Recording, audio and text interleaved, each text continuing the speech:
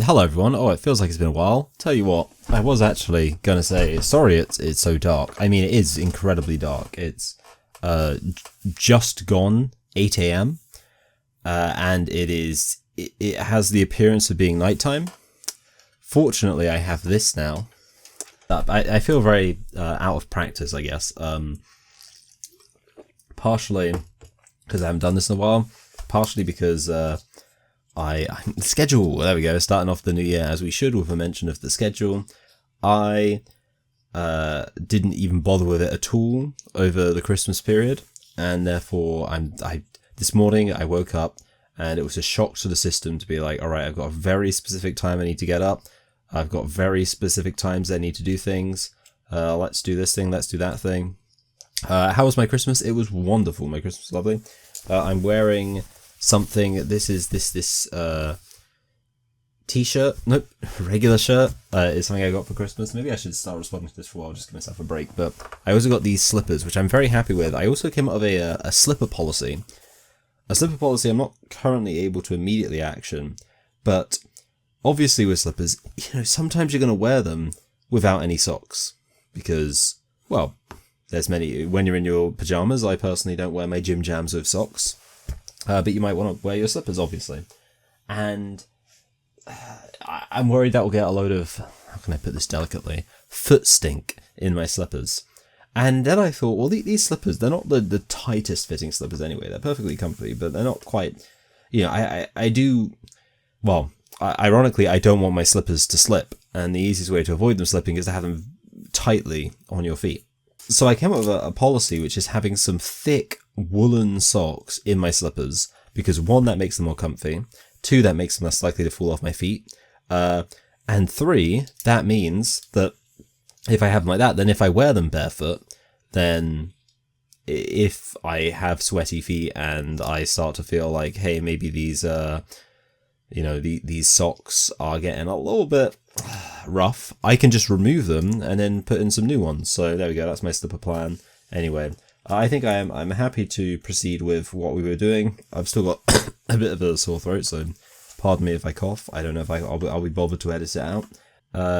Debate, does trans ideology threaten liberal values? We were doing this last year. You can go check out the beginning of that if you would like.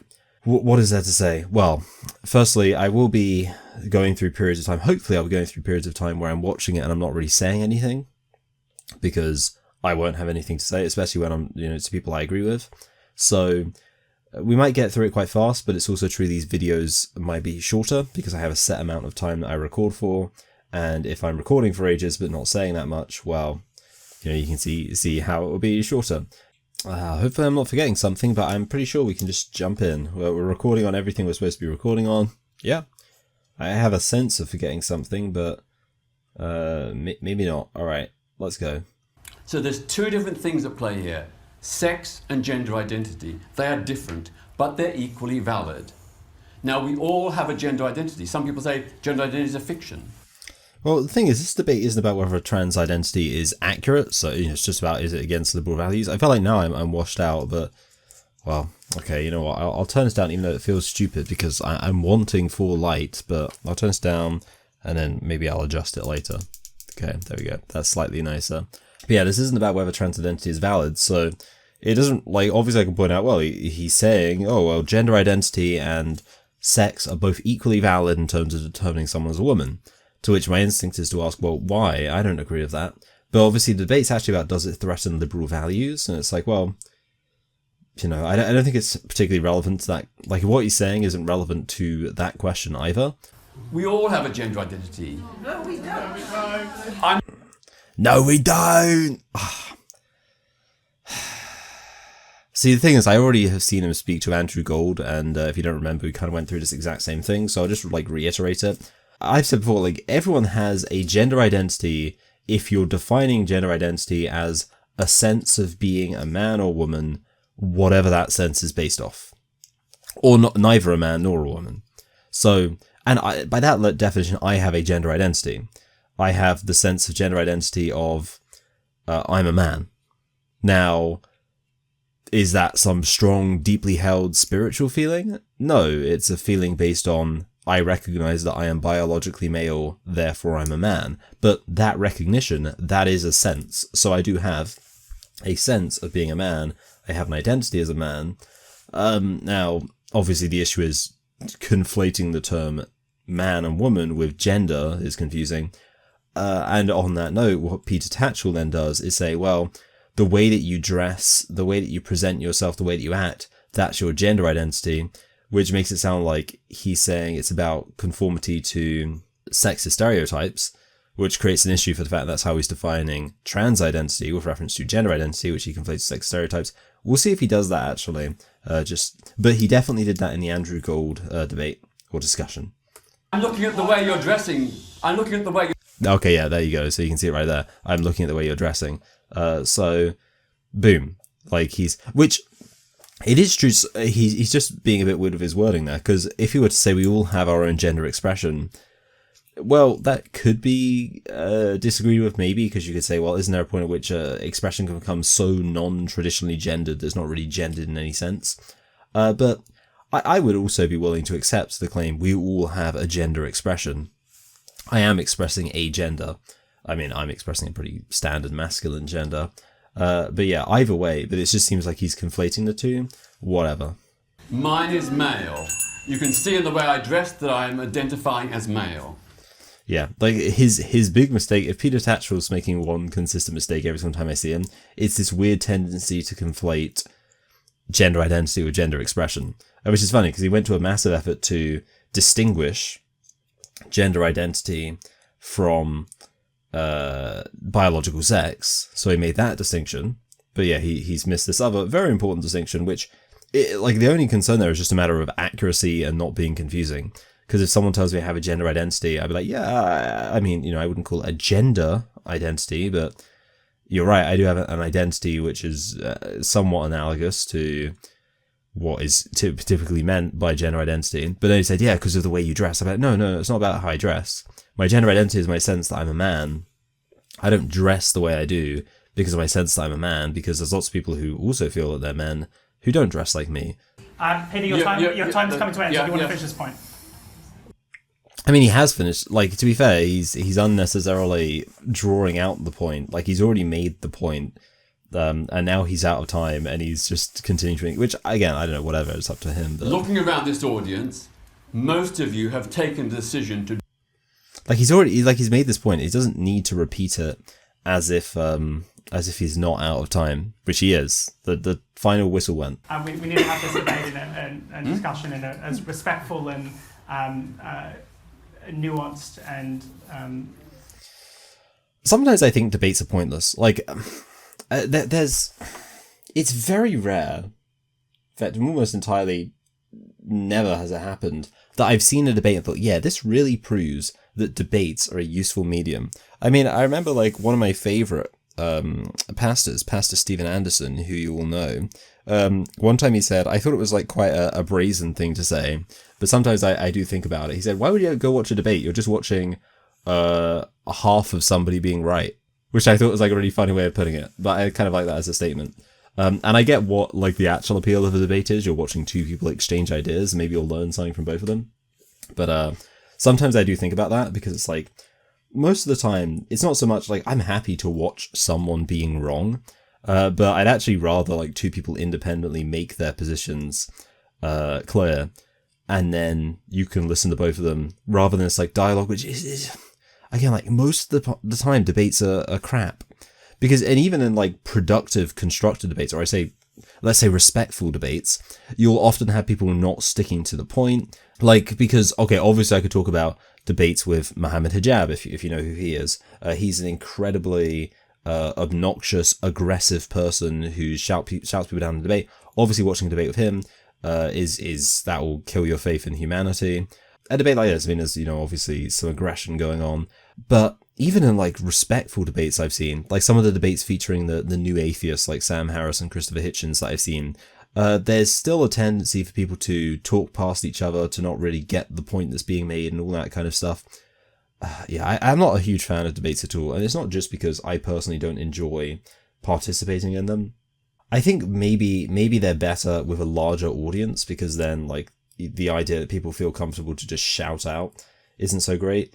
But yeah, at best, it's like a situation where people make some points to each other. Like, I guess what I say is I like discussions. That's nice. Like, a discussion can be productive, but yeah, whatever. What is a threat, I contend, is a political movement often made up of people who are not trans themselves and not claiming. That's a very worthwhile point to make. Yeah, like, there is...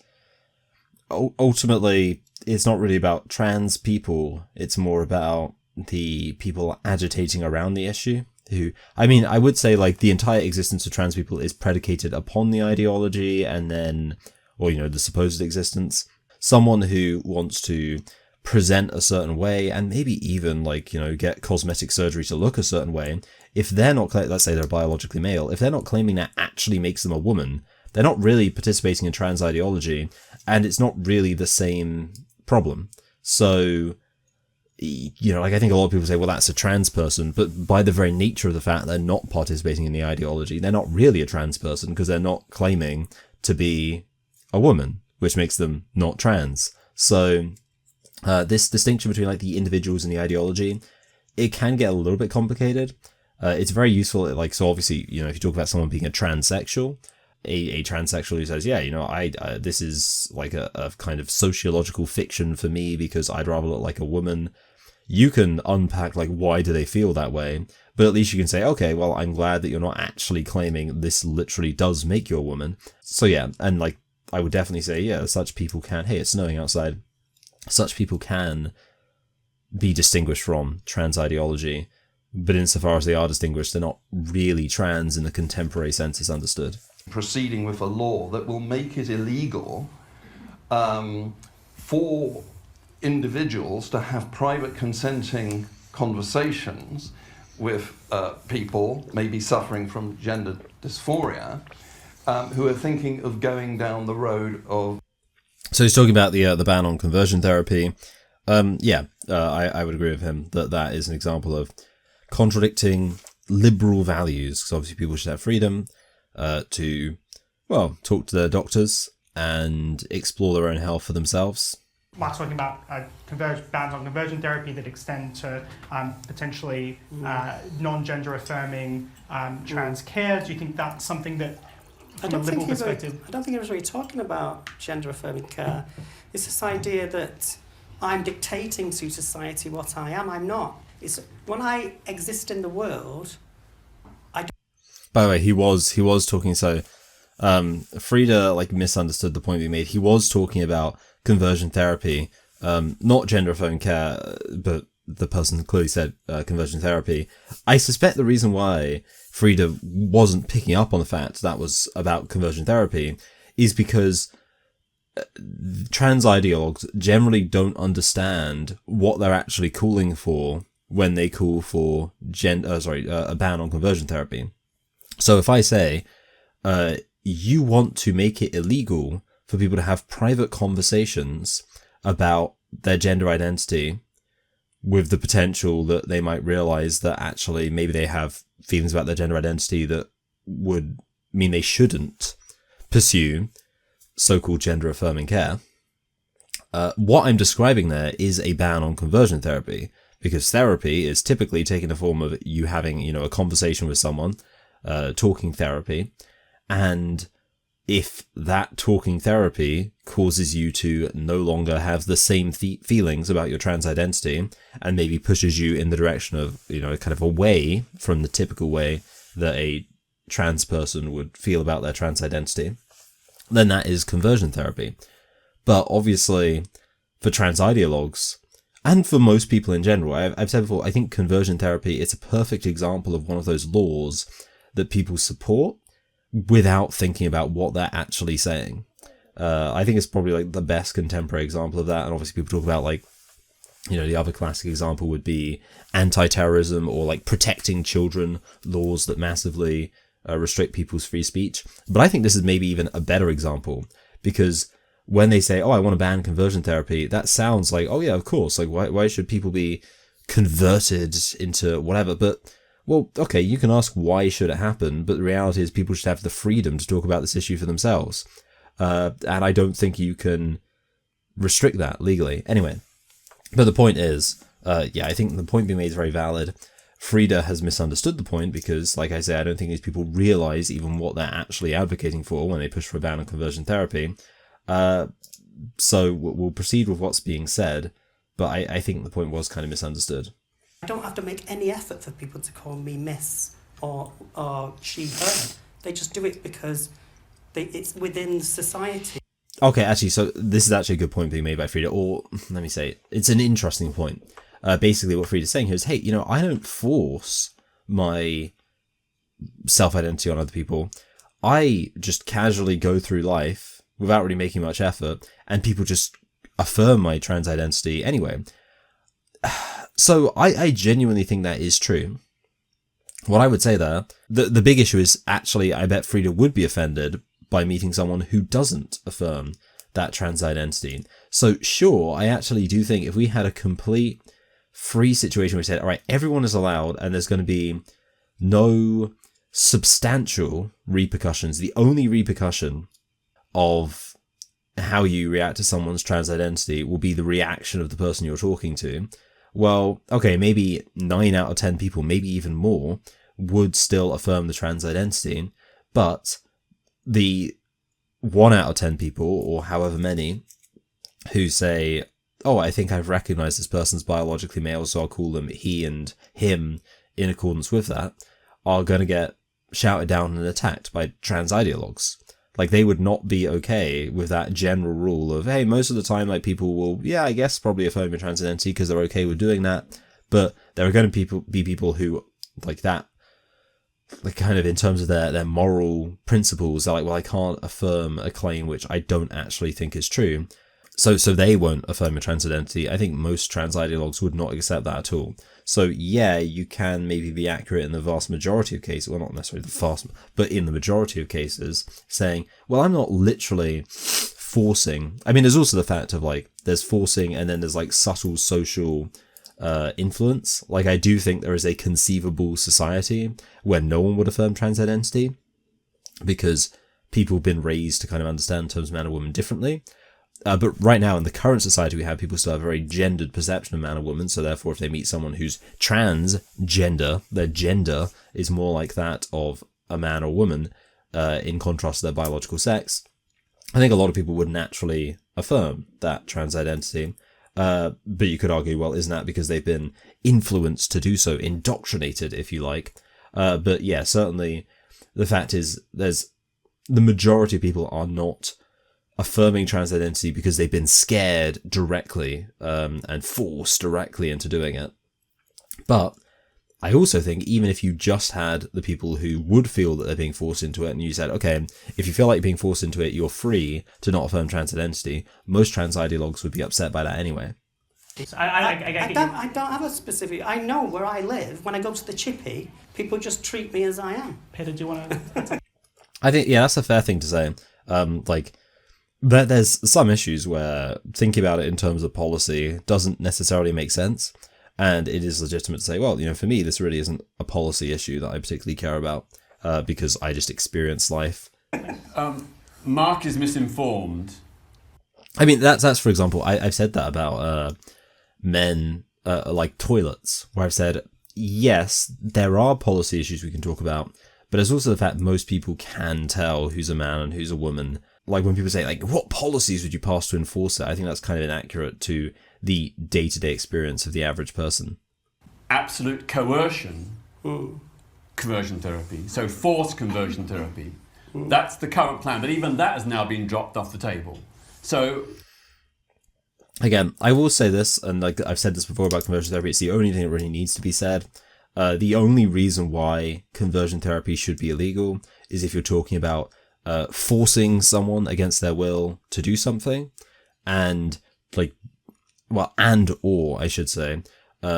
torturing them in the process. It's important to say all there, because obviously if you're forcing someone to do something, well, it doesn't matter whether you're torturing them, you still shouldn't be forcing them to do it. Most of the time, obviously, you can, if someone's like a really serious risk to their own health because of their mental issues, you can like forcibly put them in a mental institution, but so that's kind of where the and or part of it comes in. But with, for example, torture, I don't think people should be able to consent to torture in most situations. So again, obviously, the real concern is it forced? Is it torture? But the good news is that forcing, like kidnapping someone, which is basically what you're doing, that's already illegal. So is torture. Obviously, torture is already illegal. I think maybe you could say, well, like, what if, like, the parents send their kids to a camp and the kids don't want to be there? Isn't that kind of kidnapping, but it might not be considered kidnapping? Okay, so maybe you need, like, one law that basically says that there are certain things that you can do with a kid in terms of sending them somewhere where they don't want to go that would be considered, like, that's illegal. Like, that's a law you could pass, but you really don't need a specific law against conversion therapy because... yeah, the only bad part of conversion therapy is, by Peter Tatchell, he's saying, hey, the only thing this law would have criminalised is torturing someone and, forcing them to do this stuff against their will. Well, that's already illegal. So... trans people had no support from the New Left or those ideologues at all. It was an idea that came from trans people themselves. I don't know if this is particularly important. Like, is he denouncing the left now? To maintain a single-sex space while not losing the funding that they need in order to support very, very vulnerable women. That's basically what the centres have always done. They've never said to trans women, bog off, you're not a woman. They've tried to find a way to help them, but while maintaining single-sex spaces. So the headline is that, nobody is telling you the truth in this sector unless you give them anonymity. And the truth is that most women who are in a situation... So that's an interesting point. Basically, people are saying, oh, well, there are some women's shelters that have accepted trans women and it's not been an issue. And Helen's saying, well, if they said it was an issue, then they would have a huge amount of problems with, people attacking them. So, of course, a lot of them aren't going to say there's an issue, which is a valid point. Female-only spaces, and that is fine. I understand that I am not the same as somebody that was born female, but that is not the driving thing that delineates that for them. So essentially the point made there was that female-only spaces, they could be valid, but the real issue is a lack of funding and much more systemic issues. That's probably true. I mean, the obvious explanation would be, well, okay, let's say that this conversation could only meaningfully happen in a society where we fixed every other issue. Well, since we should be aspiring to fix every other, or let's say every bigger issue, since we should at least be aspiring to that, this should still be something we should be wanting to consider this at some point. And yeah, if you're saying, well, there should be an option for female-only spaces, then good, that's fine. If the disagreement is over whether female-only spaces are an absolute priority in this current situation where there are limited resources, maybe that's a less important conversation, because obviously the real solution there is change how limited the resources are. So I guess I'd be kind of willing on those assumptions to let Frida off and just be like, yeah, if there's really limited resources, obviously maybe it's not possible to have female only. Although Frida did say there's two in all of Manchester. You could have one that's female only and one that accepts trans identified males. I suppose actually the other thing I should say in response to that is that a lot of these rape crisis centres were started by women. The reason why there are those two is because of the work of women. So really, obviously it's a bit weird to say like, oh, get your own. But at the same time, if you're a trans woman who feels like you need, for whatever reason, access to these rape crisis centres, shouldn't it be possible for trans activists to fight for their own spaces, rather than piggybacking off the women's rights movement? Even though only a tiny minority of Muslim people are involved in terrorism, that the whole Muslim community should be put under surveillance and restrictions. Now, I'm sure you'd not agree with that, but you're using the same logic Okay, I'm interested to hear the argument. and argument vis-a-vis trans people. No, I'm using the same logic and argument vis-a-vis men, Peter. Men commit nearly all crime. Men commit nearly all violent crime. Excuse me, I'm speaking. Men commit nearly all violent crime. And men commit... God. Awkward. I hate debates. And by the way, the most risky thing a man can do is to transgress women's boundaries. Any man who brings himself into a place... Yes, that's a good point. Like, not only... so basically, specifically, if you let well, if you have a space where it would generally be accepted only women should be allowed, but you let some men in function, the men that you're letting in are going to be the men who are most comfortable going against women's boundaries. That's a good point. So there's a lot of concern from those on the more gender critical side of this debate that people aren't able to fully express their opinions in workplaces. That's a good point. Really, this should be a conversation about free speech if you're talking about liberalism, because, you know, the whole women's shelter thing, it's not really relevant to liberalism. Black people have rightly said they don't want to be referred to as the N-word. Asian people don't like to be referred to the P-word. All decent people... Well, it's really funny that you use the word Asian there, because obviously what he means is South Asian, and he's talking about people from, like, specifically, like, Pakistan. Yeah, like, in my head I was like, Asian people, and obviously, you know, Asia's a big place, so there's some Asian people that would be very weird if you started using the P word. Yeah, the issue here is that he's taking, like, words that everyone recognizes are clearly offensive. There's no context. Well, obviously I know that black people would like to use it amongst themselves, but that's more to do with, like, the person who's saying it. The point is that we recognize that this is an offensive term, and, you know, it's a swear word. Like, even when black people say it amongst themselves, if you've got, like, a song on the radio that's, you know, a rap song, they will usually, and they should, censor that word, even though it's a black person using it, because it's basically a swear word. And obviously, yeah, if a white person's using it, it would be considered more offensive for contextual reasons. But no matter what, it's like a vulgar, offensive word. And that's not the same as the use of the word man or woman. And I mean, the good analogy here would be that I have no problem with saying that we shouldn't call we shouldn't call trans-identified people trannies. I guess I'll just say it. You know, I don't want to get in trouble, but, you know, I'm like, we're all adults here, and yeah, obviously, I don't think you should do that. I don't think that's okay to do. You know, it's not quite as offensive of a word as the N-word, which is why I'm saying the N-word. And I could call it the T slur, but, you know, whatever. The point is, like, yeah, I would say that that's not, like, I don't use that language. I don't use language, I guess, is transphobic. Anything that could be considered a slur. But the point is, calling a biological male a man isn't a slur. Respect that wish and don't use language that minority communities find offensive. And I think that's simply what trans people are also asking. Yeah, the thing is, yeah, so it's not as if, like, well, I guess, like, a good analogy, since he's mentioned the P word and he's already mentioned Muslims, is if Muslims said, well, you shouldn't mention the Prophet Muhammad without saying, peace be upon him, because we think that's offensive. And I can guarantee considering Muslims love to say, you know, Muhammad, peace be upon him, when they hear a bloody infidel say, just Muhammad, and you don't say anything about him, because who's Muhammad to you? Probably no one. Maybe you don't even hold him in very positive regard. I bet there are Muslims who would love to say, actually, you know, if you're talking to a Muslim, you should be respectful. If you're going to mention Muhammad, you should say peace be upon him, because, you know, that's very important. That's a thing that I'm sure a lot of Muslims would feel. And obviously that's completely nonsense, because it's their religious belief. It's a belief that lots of other people don't uphold. So I think, like, that's actually a pretty good analogy.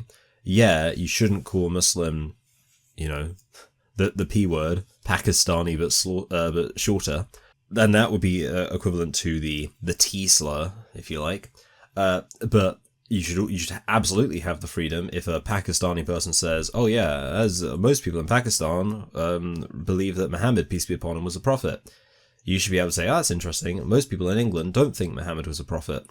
Of a transgender skeptical sticker which had been placed over a trans ideological sticker. Somehow she was seen doing this. The police then turned up at her home and said, if you send on this photograph you've taken, you will have committed a hate crime. I mean, that is incredible stuff in a free society. Yeah, I'm glad they're talking about, like, this issue, because obviously it's very relevant to the liberal thing. But it's also a very obvious point. Yeah, of course, people should have the freedom, this hate crime thing. I mean, I guess the thing about the hate crime thing is that it applies to all sorts of issues. So, as such, it's kind of like, really, you can just say, yeah, I'm pro-trans. It's kind of like, I'm against racism, but I also think that racial hate crimes are nonsense. Or like the idea that we should police people's speech when it comes to what they say around race. So obviously I could perfectly easily say, hey, I'm pro, different races and all that kind of stuff, but I'm against the hate crime aspect. So by the exact same metric, someone could easily say, hey, I'm pro trans ideology, pro trans people in every single sense, but I think the hate crime stuff is nonsense. So yeah. You therefore accept that people should have a right to call gay people puffs, faggots.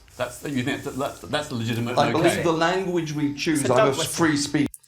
The question of I actually, to be fair, I'm gonna walk back what I said. I realized I made a video about free speech absolutism. I missed off quite a few what I would consider to be legitimate exceptions. One of which I think is there should be some laws about public order. So free speech doesn't extend to your right to start calling people racially abusive terms in public, because, well, that's just, I actually think we should have laws against swearing in public in the UK. I think that is a completely legitimate thing to have, because, I think it's pretty obvious, right? If you turn on children's programming and there's somebody swearing, saying all sorts of F's and whatever else, then they will get in trouble with the law, because, hey, children watch this, but children are everywhere in society, outdoors, children are swearing. So if you're screaming racial obscenities out in public, then obviously if someone says, kind of under their breath, oh, that was a bit shit, wasn't it? Or whatever, then I don't think the police should come pick them up. But at the same time, the point is the police probably wouldn't be aware of that. But I think to empower the police, if the police are walking along and someone's obviously saying oh, you fucking what, mate, you're shit, then they should be excuse me, that's illegal. And then they can say, hey, actually, here's a ticket, you got to pay a fine for that. Or they could be hey, I'm letting you off with a warning, but just so you know, you can't just walk around swearing in public. So with that said, considering I would say that, I would also say that you shouldn't be allowed to say that stuff to a gay person. You shouldn't be allowed to walk up to a gay person, he already said, I guess, I could say the F slur because he said it, but whatever. Sometimes I just avoid it. Anyway, the point is you can easily say that should be illegal. I guess the question is what about someone who's on Twitter? Well, I don't think that children should be on social media. So I think that because children shouldn't be on social media, anyone should have a right to say whatever they want on social media. Same for YouTube as well, because there is something called YouTube Kids. So, basically, with that said, I think, maybe you could say, as with, I actually wouldn't be opposed to the same way with media, that you could, if I go to the shops and buy a DVD, it will have a rating on it, and that rating will tell me, how violent is this? Does it have any, sexual situations? Blah, blah, blah. Obviously on YouTube you can't have, extreme violence, I don't think. You can't have, extreme sex. But you can have rude language. So it would be, I wouldn't be against a thing where it says, hey, if you upload a video to YouTube and it's got rude language, you should just mark it as saying it's got rude language. And in that way, people who want to avoid that, whatever. You see, there's many contexts where it could be justified. But long story short, I think someone should have the right to say whatever slurs they like, if it's in the privacy of their own platform or whatever. And the only repercussions they should face for that would be the ire of people who see them say that. So I could say the N-word in a racially abusive message on Twitter, and I think the only punishment there, because I do think free speech, I don't think that private companies should have a right to censor people when they control large social media platforms, because I think that's giving too much power to companies. So I think essentially the same rules should apply with free speech as would apply generally in society. And therefore I don't think that the company should have the right to censor you, and therefore I think the only punishment you should face for saying that is the ire of the people who see that you've said that. That's my take on it. just for the record. I'd be interested to hear what this guy says.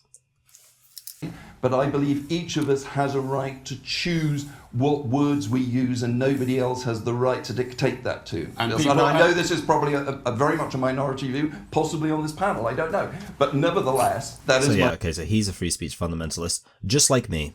Should people have the freedom to shout Tory scum at Conservative delegates? That's a good point, yeah, because lots of language can lead to violence. Like that's what, and I don't like the slippery slope thing. I've said this before, but obviously there are situations where it's like, well, what is the actual distinction here? And yeah, certainly, a lot of what people are saying about politicians. I mean, obviously you had the Luigi Mangione thing. A lot of what people are saying about politicians or people with institutional power in our society, I think is quite justifiably expressing violent anger. And I don't blame anyone for having a feeling of violent anger if, I mean, you take Luigi Mangione, like what happened, if you imagine like what could be, someone could be going through in terms of like their health, and maybe, they've just had some insurance denied, a claim denied. I wouldn't be surprised if they were violently angry about that. Now, I do think that obviously murder should be illegal. And like, again, this is pretty much everything I said in my free speech video. But basically, you should be allowed to say the thing. And, the moral responsibility for any violence caused is on the person who does the violence. And that is my opinion. So, because otherwise it gets, and the other example was you had the riots. And there were people saying, "Oh, I condemn the people who are attacking these migrant hotels, who are like burning them down, potentially risking burning innocent men, women, and children alive. Obviously, that's not okay." And then people were saying, "Oh, you hypocrite, because you said that illegal immigration was a problem." It's like, well, hold on a minute, how are those two things? No, you can be against illegal immigration, but also against violence. And like generally speaking, I would say that there's almost no point at which something someone has said would make it inappropriate for them to condemn the violence itself.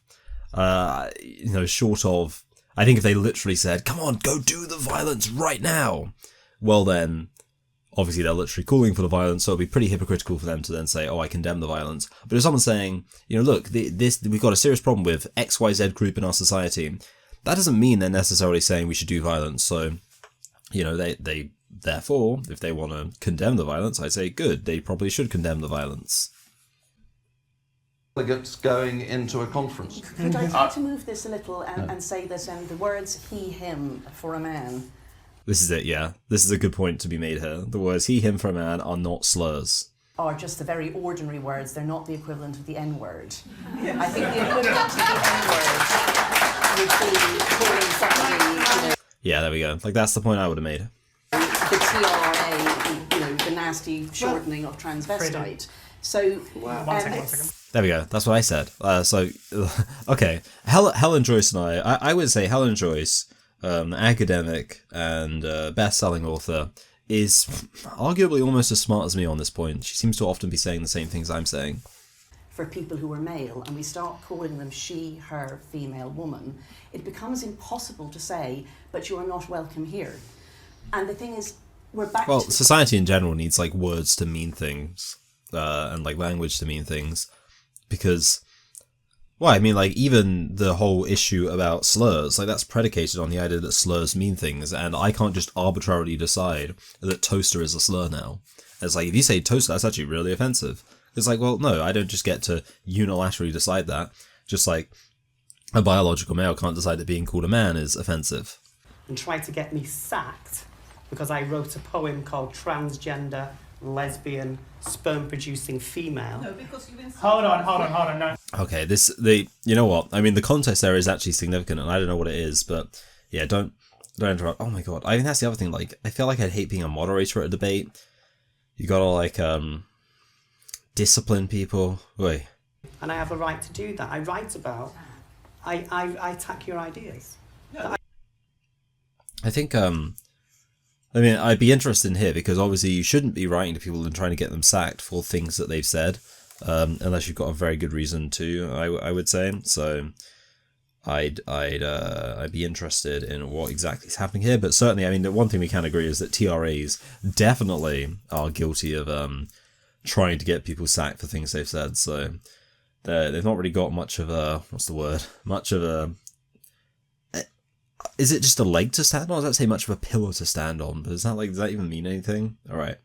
It's up to her how she describes herself. So when I fuck men,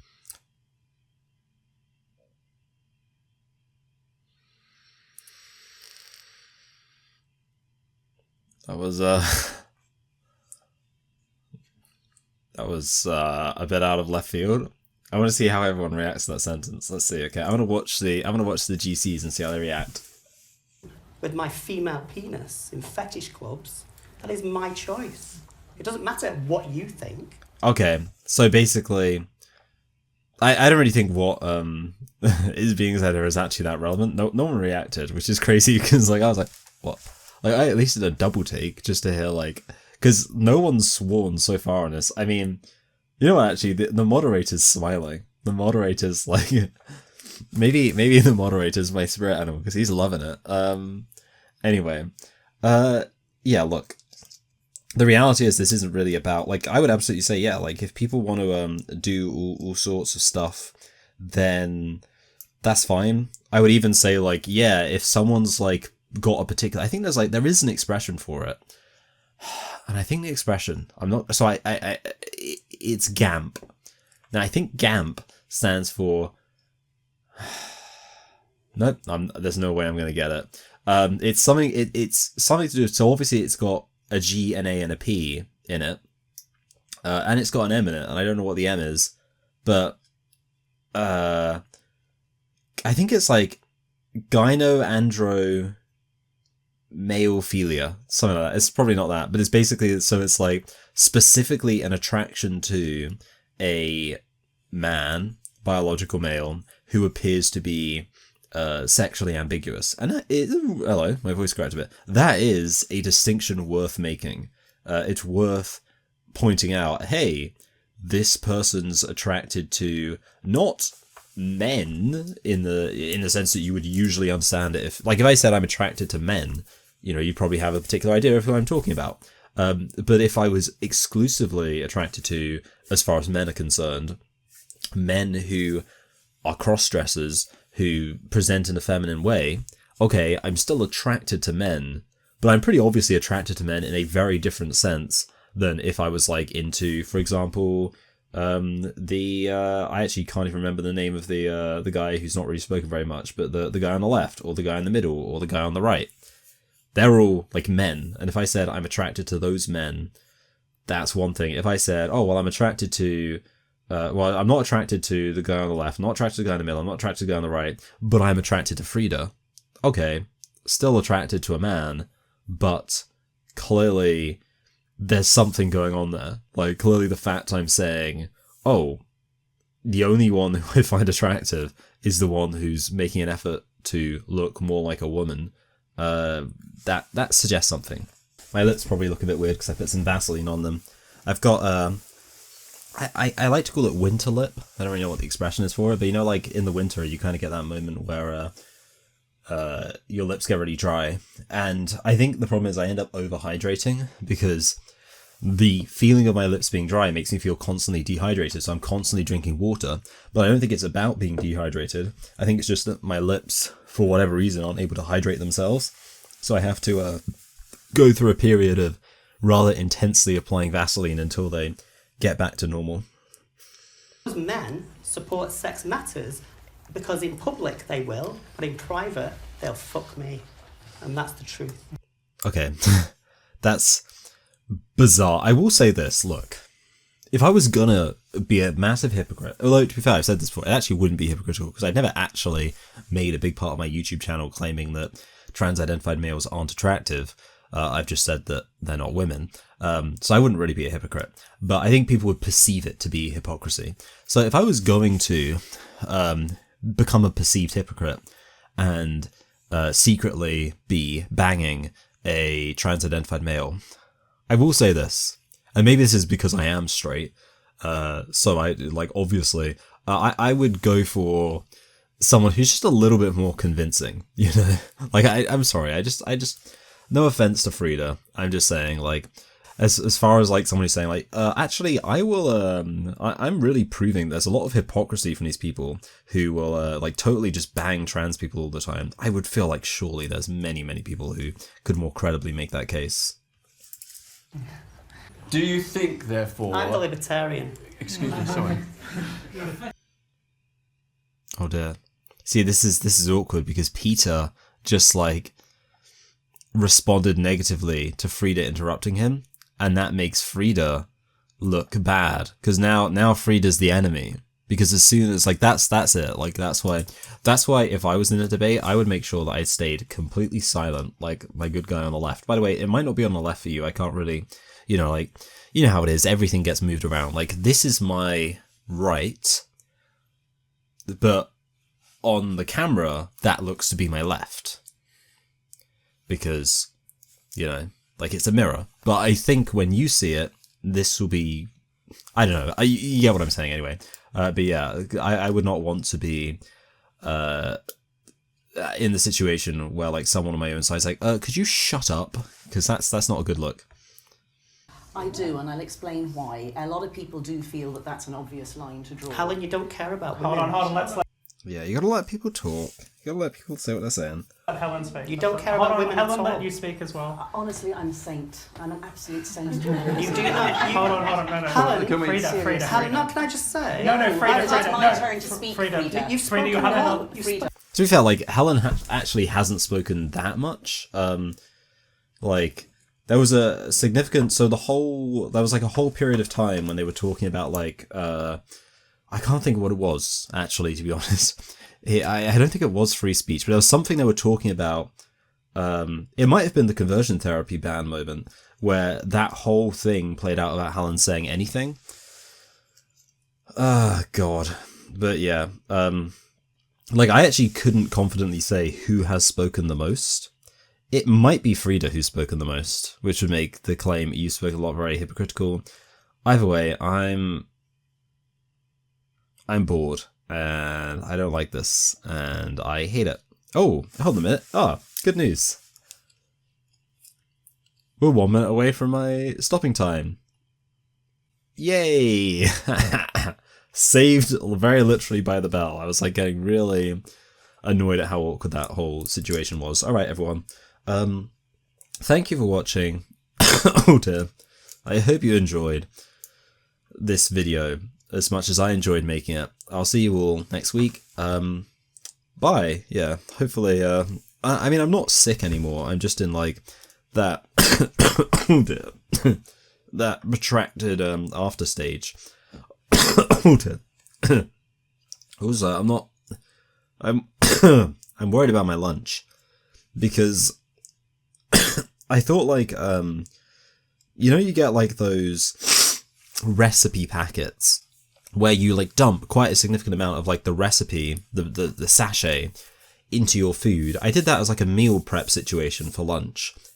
And I didn't realize afterwards that it was like 78% salt. Because usually like, you know what I'm talking about? Like, you can get like the flavor sachets. It'll be like chili con carne or, whatever it is, little sachets that you put in your food and, like, so you don't have to buy all the individual spices. So I was like, yeah, cool, I'll do that. Used it.